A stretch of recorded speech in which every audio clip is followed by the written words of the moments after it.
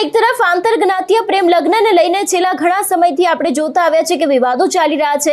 કિંજલ રબારીનો વિવાદ હોય કે પછી કિંજલ દવેનો વિવાદ હોય, છેલ્લા ઘણા સમયથી આ વિવાદોએ ખૂબ જ ચર્ચા પકડી છે। એવામાં આપણે જોયું હતું કે કંકુ ચૌધરીનો આખો એક વિવાદ સામે આવ્યો હતો અને કહેવામાં આવ્યું હતું કે અમે રબારીની દીકરીને પાછી આપી દીધી છે, તો જે રબારી અમારી ચૌધરી સમાજની દીકરીને લઈ ગયા છે તેને પણ પાછી આપવામાં આવે, એવા દરેક આક્ષેપોની સાથે ચૌધરી સમાજ આખો ભેગો થયો હતો અને ચૌધરી સમાજ દ્વારા મહાસંમેલન કરવામાં આવ્યું હતું ને એ બાદ આખી બબાલ સામે આવી હતી। એ પછી આજે ફરી એક વખત ચૌધરી સમાજના આગેવાનો ભેગા થયા છે। માંગ કરવામાં આવી છે ઠાકરસિંહ રબારીની સામે હવે ફરિયાદ કરવામાં આવે।